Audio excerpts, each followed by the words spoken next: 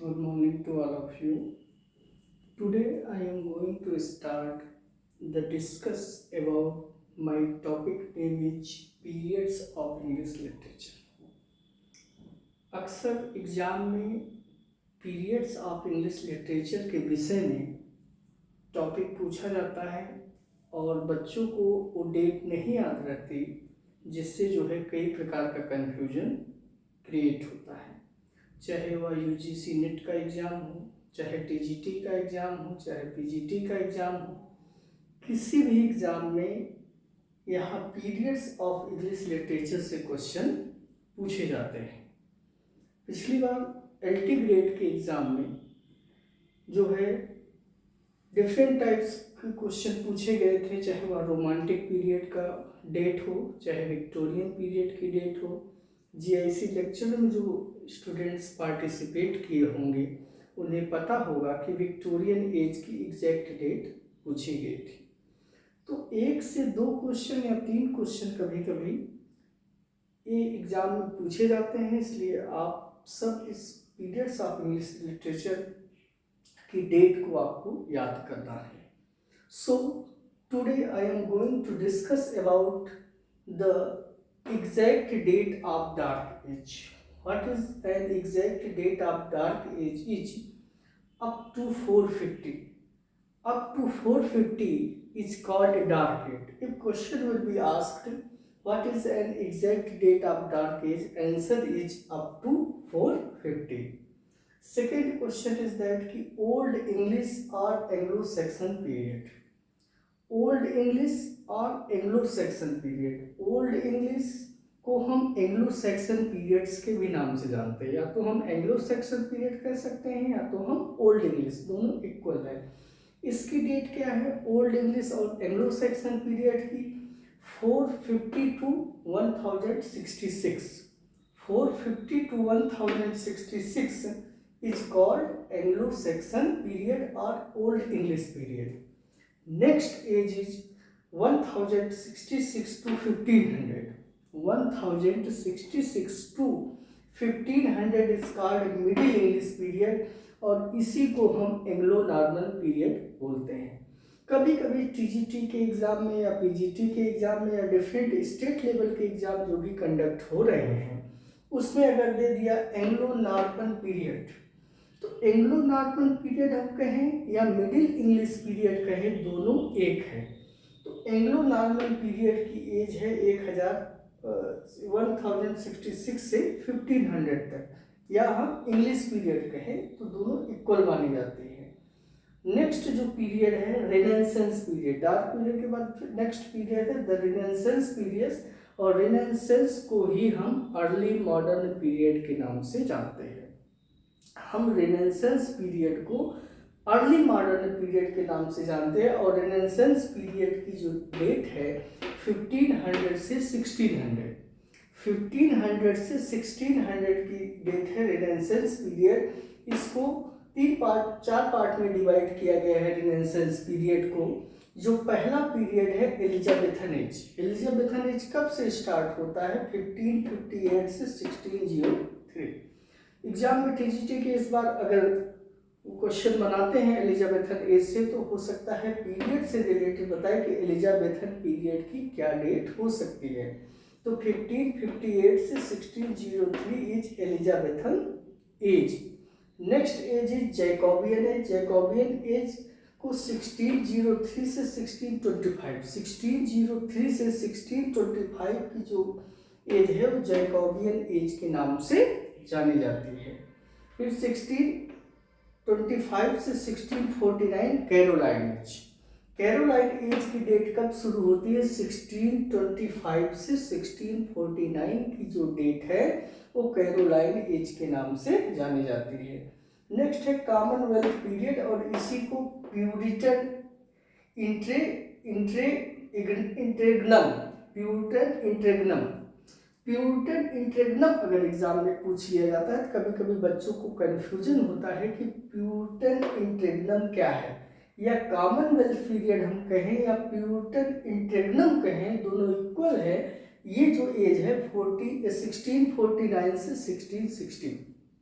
1649 से 1660 की जो एज है कॉमनवेल्थ पीरियड की एज है, और इसी को हम प्यूरिटन इंटरेग्नम के नाम से जानते हैं। नेक्स्ट जो है the new classical as. New classical as की शुरुआत कब होती है, कब न्यू क्लासिकल एज आया, उसकी एग्जैक्ट डेट क्या है? अगर एग्जाम में पूछा जाता है 1660 से 1798, 1660 से 1798 ये न्यू क्लासिकल पीरियड। और न्यू क्लासिकल पीरियड को हम 3 पार्ट में डिवाइड करते हैं। पहला है द रेस्टोरेशन, दूसरा है ऑगस्टन या एज ऑफ अलेक्जेंडर, तीसरा है द एज ऑफ सेंसिबिलिटी या ट्रांजिशनल पीरियड और एज ऑफ जॉनसन।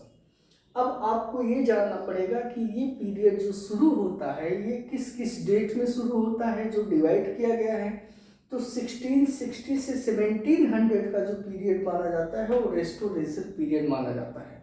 ठीक है, 1660 से 1700 का जो पीरियड माना जाता है उसको हम द रेस्टोरेशन पीरियड्स के नाम से जानते हैं।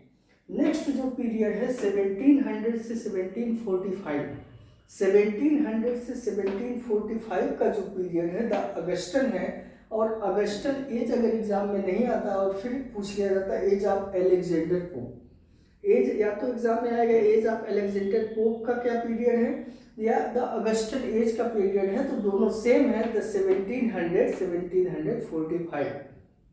अगला है द एज ऑफ सेंसिबिलिटी। अब एज ऑफ सेंसिबिलिटी को हम 3 नाम से जानते हैं। कभी कभी बच्चे जो है या स्टूडेंट जो एग्जाम में पार्टिसिपेट कर रहे होते हैं उन्हें डीपली नॉलेज के अभाव की वजह से नाम में अगर किसी प्रकार का एग्जाम में बदलाव कर देता है तो बदलाव करने के दौरान आप अगर उसे समझने में असमर्थ होते हैं तो आपको कई परेशानियों का सामना करना पड़ सकता है। आप गलत टिक लगा के आएंगे जिससे सिलेक्शन आपका रुकने की संभावना ज़्यादा बन जाती है।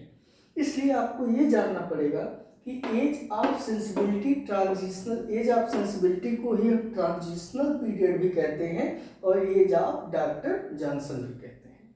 एज ऑफ डॉक्टर जॉनसन भी कहते हैं या हम एज ऑफ सेंसिबिलिटी भी कहते हैं या ट्रांजिशनल पीरियड्स भी कहते हैं। ये कब से शुरू होता है? 1745 से 1798, 1745 से 1798 का जो पीरियड है द एज ऑफ सेंसिबिलिटी है। इसी को हम चाहे ट्रांजिशनल पीरियड के नाम से एग्जाम में पूछा जाए या एज ऑफ जॉनसन के नाम से पूछा जाए तो हमको टिक क्या लगाना? 1745 से 1798।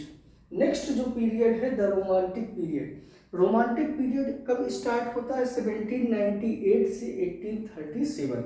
1798 से 1837 का जो पीरियड है वो हम रोमांटिक एज के नाम से जानते हैं। इसलिए आप सब जो है इस हर पीरियड्स को आपको जो डिवीजन किया गया है उसको बहुत बारीकियों से समझना और उसकी डेट को एग्जैक्ट रट लेना है, जिससे जो है एग्जाम में अगर क्वेश्चन आए तो आपका क्वेश्चन यहाँ से गलत ना होने पाए।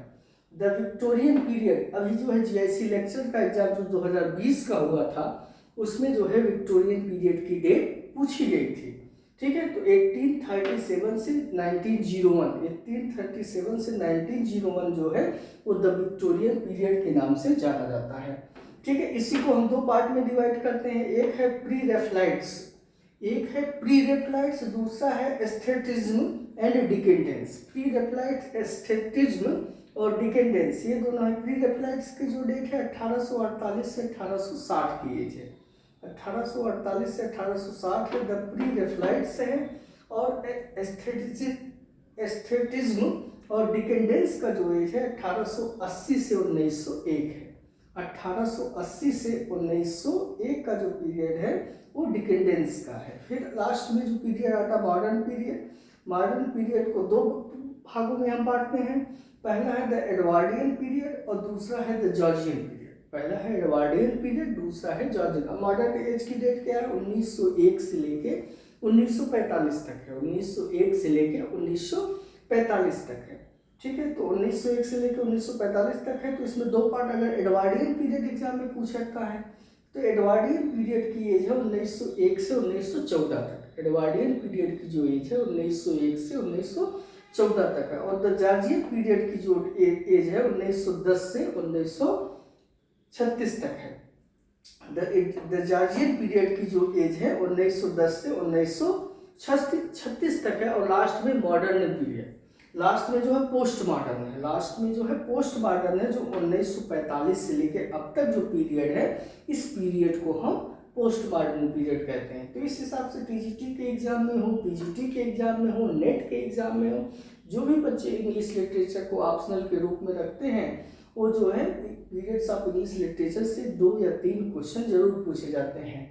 तो डार्क एज को हमने बताया कि अप टू 450, रेनेसांस को 1500 से 1600, फिर जो है न्यू क्लासिकल को 1660 से 1798, और फिर द रोमांटिक पीरियड 1798 से 1837, द विक्टोरियन पीरियड 1837 से 1901, और मॉडर्न पीरियड को 1901 से 1945 तक है। तो इसको डिफरेंट पार्ट में जो डिवाइड किया गया है, इस डेट को भी आपको जो है अच्छे तरीके से लर्न करना है, ताकि यहाँ से अगर किसी प्रकार का क्वेश्चन एग्जाम में पूछा जाए, any type of question will be asked in the examination of TGT, PGT और other states examination, those student who have participated, then it will be easy task for you to solve this question because you have correlated to each other. The periods of English literature I have described in front of you, so you have to learn very carefully related to it. Thank you. धन्यवाद.